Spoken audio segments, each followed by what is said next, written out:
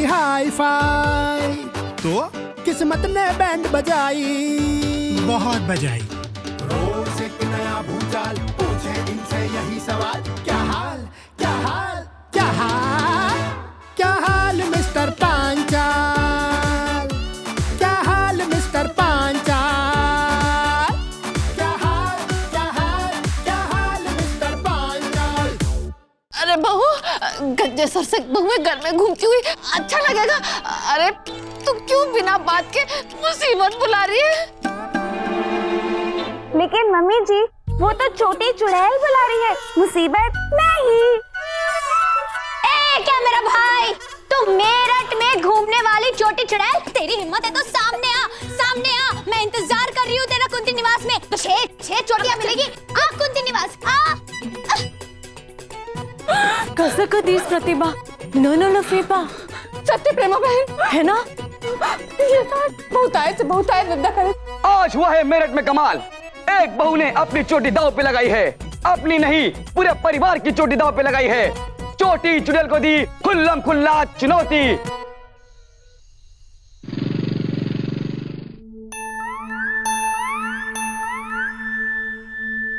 क्या जरूरत थी होशियारी झाड़ने की?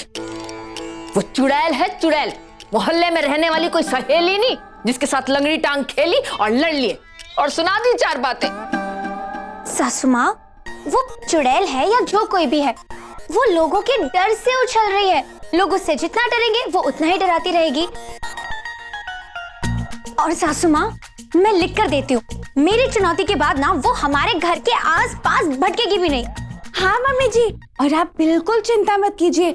अगर वो चुड़ैल रास्ता भटक भी गई तो मैं हूँ ना, मैं उसे वापस रास्ता दिखा दूंगी।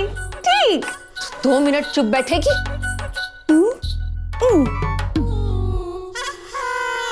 ये आपकी गलतफहमी है प्रतिभा बहन कि वो चुड़ैल नहीं आएगी। माँ जी, अब वो चुड़ैल हमारे पीछे हाथ धो के पड़ जाएगी। हाँ, वाह प्रतिभा, क्या बात है। मुझे तुमसे यही उम्मीद थी। अब तक तो वो छोटी चुड़ैल ऐसे ही चोटी काट रही थी, लेकिन अब तुम्हारे कहने के बाद वो अच्छे से हाथ धो के फिर चोटी काटेगी। स्वच्छ भारत अभियान, वाह वाह। तुम जाके पोशंपा खेलो। पोशंपा? पोशंपा भाई पोशंपा, डाकिये ने क्या किया? 100 रुपए की घड़ी चुराई। अब तो जेल में जाना पड़ेगा, जेल की रोटी खानी पड़ेगी, जेल का पानी पीना पड़ेगा। अब तो जेल में जाना पड़ेगा। रुको, मैं सुनाती हूँ पोशंपा। पोशंपा भाई पोशंपा, छोटी चुड़ैल ने क्या किया? 100 अर्थों की चोटी उड़ाई। प्रतिभा ने उसको डांट लगाई।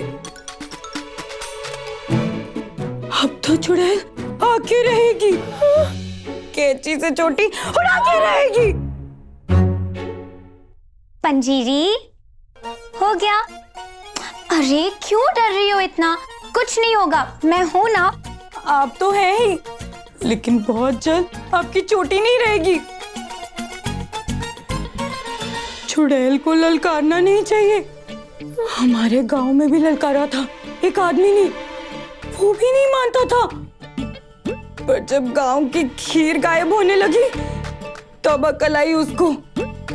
हाँ माँ जी, रोज आती थी वो चुड़ैल खीर खाने के लिए और फिर पायल पहन के घूमती थी। वो गायत्री गायत्री पायल पहन के घूमती थी? नहीं माँ जी, वो तो घाघरा पहन के घूमती थी, लेकिन उसके एक कोस दूर राधा रहती थी। राधा? राधा पायल पहन के घूमती थी? नहीं, राधा तो गायत्री की तरह घाघरा पहन के घूमती थी। मैं तो राधा की मौसी धनु की बात कर रही हूँ। धनु पायल पहन के घूमती थी? नहीं, धनु मौसी तो बसंती के साथ गांव-गांव में डाका डालते हुए घूमती थी। मैं तो पायल की बात कर रही हूँ। तो मैं कौन सा मालपुए बनाने की विधि की बात कर रही हूँ? मैं भी तो पायल की बात कर रही हूँ। पायल पहन के कौन घूमती थी? नहीं माँ जी, आप समझी नहीं, पायल ही पायल पहन के घूमती थी। पायल खुद पायल पहन के घूमती थी? हाँ? तो इसका मतलब पायल के पैर भी थे? फिर तो मुझे उसके साथ सेल्फी लेनी चाहिए थी ना। अरे उसका नाम था पायल, उसमें थी चुड़ैल और वो ही पायल पहन के घूमती थी।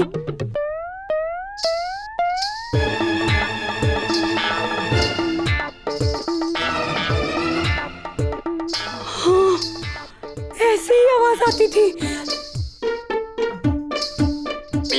लेकिन ये आवाज कहाँ से आ रही है? कहीं ऐसा तो नहीं पायल बस में बैठ के गांव से मेरठ तो नहीं आ गई? नहीं, उसके अंदर की चुड़ैल तो कुएं वाले बाबा ने उसी वक्त उतार दी थी। अब तो वो बिजनौर में रहती है, उसकी शादी भी हो गई और 3 बच्चे भी हैं, मुन्नी, संजू, छोटू। बस बस, नहीं सुननी पायल की जीवन गाथा।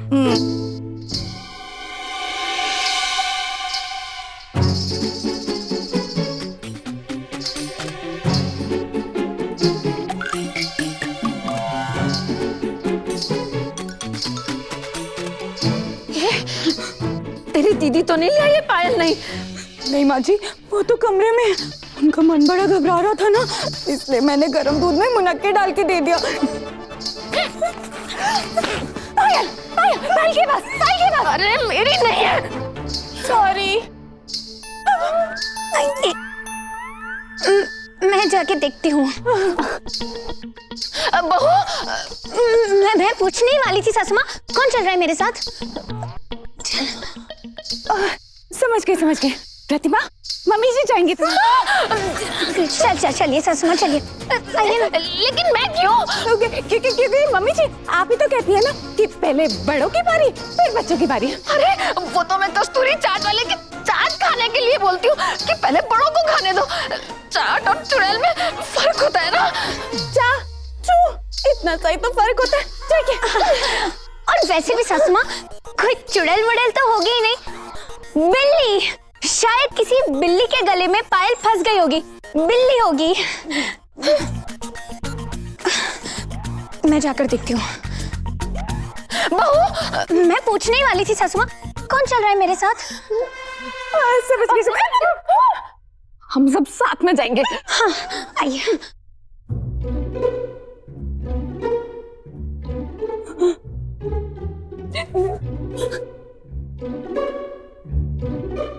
हे भगवान, दीदी की रक्षा करना। तू दीदी की रक्षा करवा ले, हमें कुएं में धकेल दे। भोले, 100 गरीबों को खिलाऊंगी पंजीजी के हाथ की रोटी, बस किसी बहू की कट ना जाए चोटी।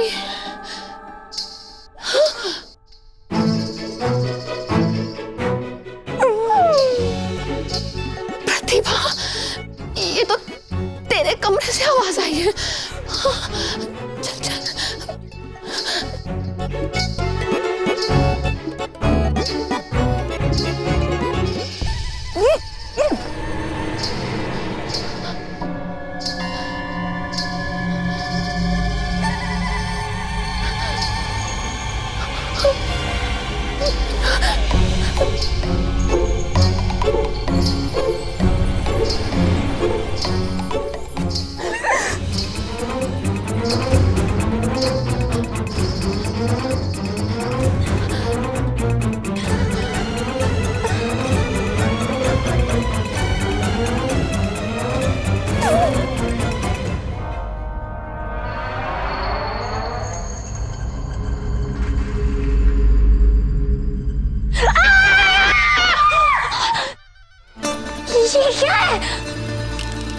छोड़ूंगी नहीं, चोटी तो कटेगी, फिर आऊंगी।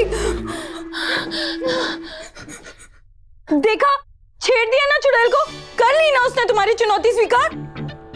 वो आएगी, माँ जी लिख के गई है, वो जरूर आएगी। माँ जी, चोटी तो कटेगी, कटेगी माँ जी, चोटी तो कटेगी, वो छोड़ेगी नहीं माँ जी, चोटी तो कटेगी, कटेगी माँ जी। कितना डराएगी। अब क्या लिखावट में कमी निकालेगी पढ़ी लिखी समझदार बहू। यही दिक्कत है, ज्यादा पढ़े लिखे लोग किताबों से आगे किसी को कुछ समझते ही नहीं है। लेकिन किताबों से बाहर भी दुनिया चलती है, बाहर बहुत कुछ होता है। हाँ मम्मी जी, आप किसी किताब में ये तो नहीं लिखा ना कि पंजीरी रोज देसी घी में खाना बनाएगी, पंजीरी की दीदी रोज गा गा के आरती सुनाएगी, मैं रोज अपनी आंखों पे कीड़ा लगाऊंगी और आप रोज सरला आंटी के साथ चाट पकौड़ी खाएंगी। लेकिन ये सब तो रोज होता ही है ना। लेकिन मम्मी जी, मुझे एक बात समझ नहीं आ रही, ये चुड़ैल कुछ ज्यादा लापरवाह नहीं है?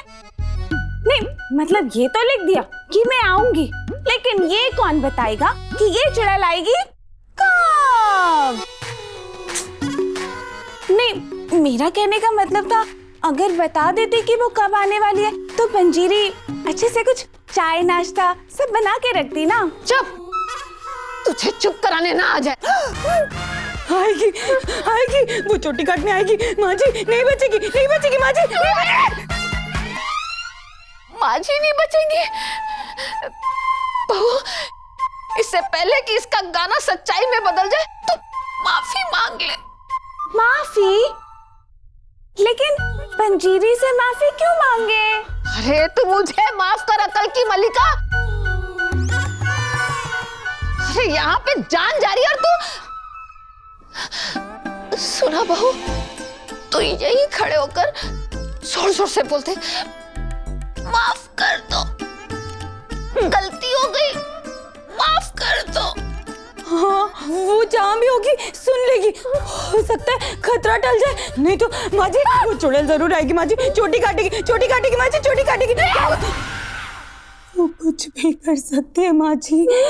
क्या वो कुछ भी कर सकती है? तो सुनो ना, पिछले 2 हफ्ते से मेरे दाएं पैर का मोजा घुमा पड़ा है, क्या वो ढूंढ के ला सकती है? चुड़ैल आएगी माँ जी, चुड़ैल आएगी, चोटी काटेगी माँ जी, चोटी काटेगी माँ जी, चोटी काटेगी। पंजीरी बस करो, बहुत हो गया। देखिए सासू माँ, मैं ये चुड़ैल वुड़ैल में विश्वास नहीं करती हूँ। अरे ये तो क्या गाजियाबाद वाली बुआ लिख के गई है ये? वो मैं नहीं जानती हूँ, और अगर चुड़ैल होगी भी ना तब तो उससे बिल्कुल माफी नहीं मांगनी चाहिए, जिसने मेरठ की सभी औरतों का जीना हराम कर रखा है, उससे माफी कभी नहीं। और सासू माँ देखिए, आपकी बात ना मानने के लिए मैं आपसे 100 बार माफी मांग लूंगी, लेकिन उस छोटी चुड़ैल से माफी मत मंगवाइए। उसमें सिर्फ मेरी ही नहीं, पूरे मेरठ की, हम सबकी हार होगी।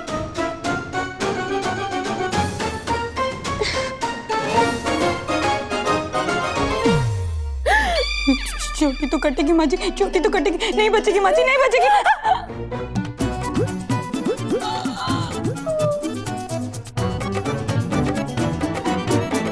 माँ जी नहीं बचेंगी। लल्ला, क्या बात कर रही है मैया? हाँ लल्ला, चोटी चुड़ैल शीशे पे लिख के गई, छोड़ूंगी नहीं, चोटी तो कटेगी, फिर आऊंगी। सच्ची? और नहीं तो क्या, मैंने तो मना किया था कि चोटी चुड़ैल को सरेआम चेतावनी मत दो, लेकिन इस बुढ़िया की बात सुनता ही नहीं कोई। अब भुगतो। दीदी वही तो, अब चुड़ैल को टीवी पे खुलेआम न्योता देगी तो लिख के ही जाएगी ना, रेडियो थोड़ी बंटवाएगी।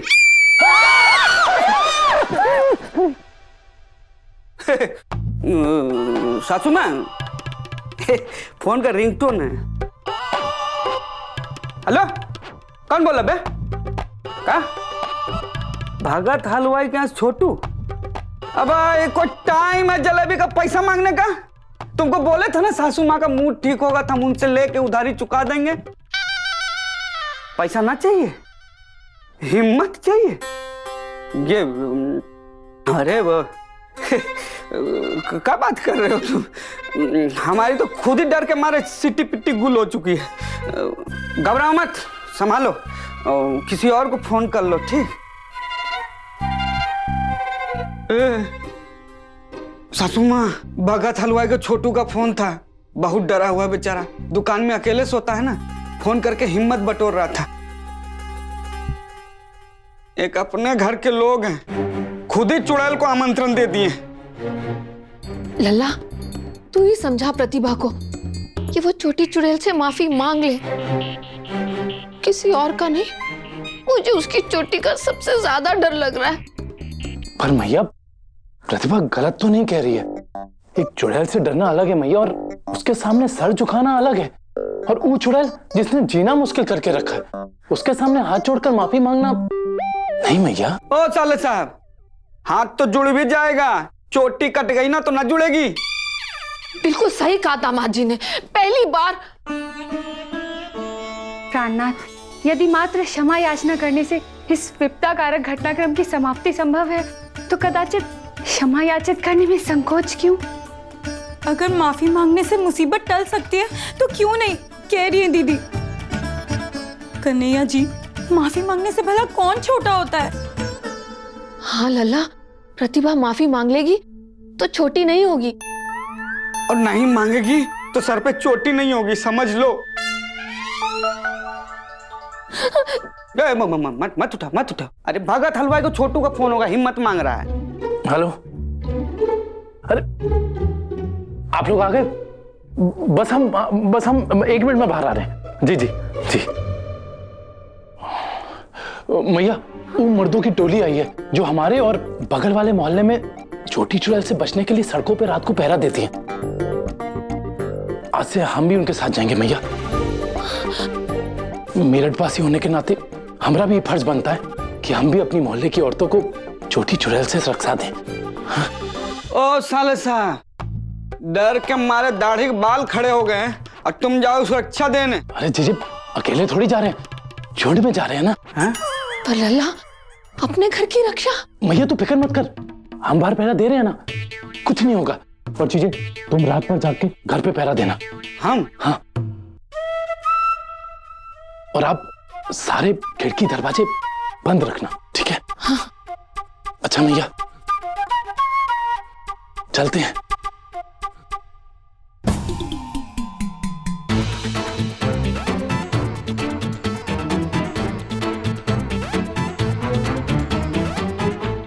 डरिए मत, झुंड में तो भेड़िए जाते हैं, शेर अकेला जाता है अपने रूम में।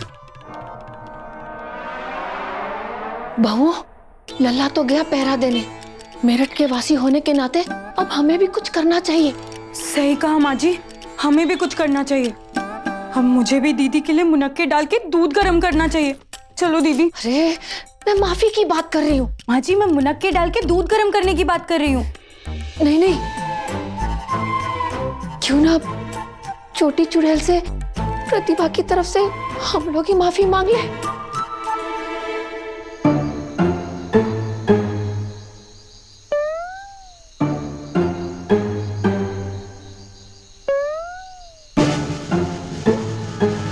हरिओम हरिओम। दीदी, आप मत पीछे मुड़ के देखिए, मैंने देख लिया, समझो आपने भी देख लिया।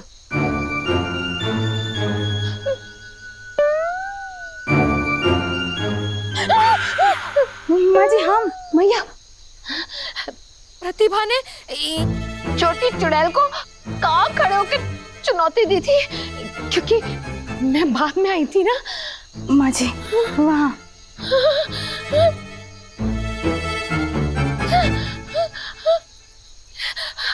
प्रतिभा ने यही खड़े होकर छोटी चुड़ैल को चुनौती दी थी। अब हम यही खड़े होकर छोटी चुड़ैल से माफी मांगेंगे। हाँ माँ जी, बस इतनी देर खड़ी थी, फिर वहां गई थी। यथार्थ।